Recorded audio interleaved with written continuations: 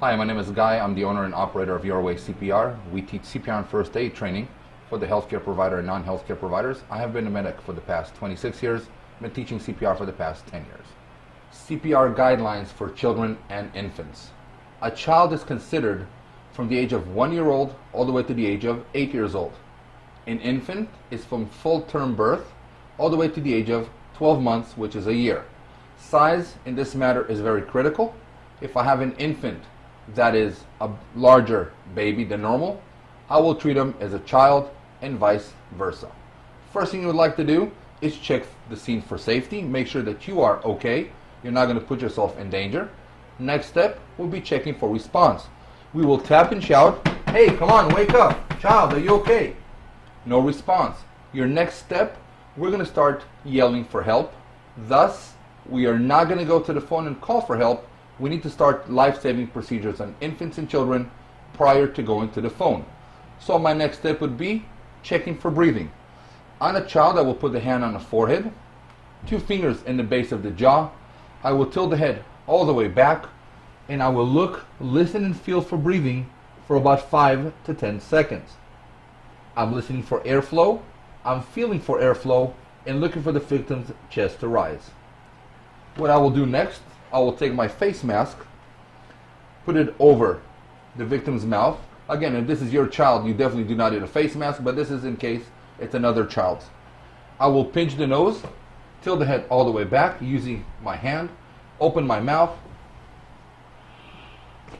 and give 2 breaths. Again, we do not check for pulses anymore. We check for moving, coughing, or signs of life.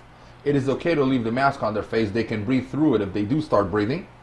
I will use the heel of my hand between the patient's nipples, interlock my fingers. We will be using 2 hands to compress in a child's chest, 1/3 to 1/2 of their width, and we are compressing 30 compressions and 2 breaths at a rate of 100 beats per minute. 1, 2, 3, 4, 5, 29, 30. And we will give them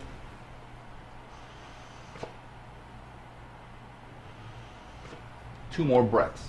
We'll do this we'll do 5 cycles within 2 minutes. In other words, 30 compressions, 2 breaths, 5 times. We will stop, reevaluate our victim, and now is the time to go call 911 if nobody has done those so far. CPR on an infant. We can see obviously the difference in sizes between an infant and a child or an adult.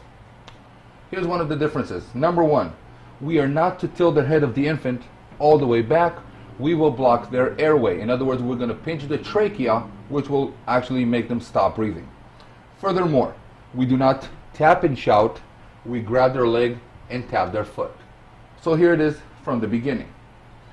We see an infant who's not responsive. We will grab their leg. "Come on, baby, wake up. Wait, come on, baby, wake up." No response. I will shout for help. Maybe somebody's around that can actually go call 911. Now I'm going to check for breathing.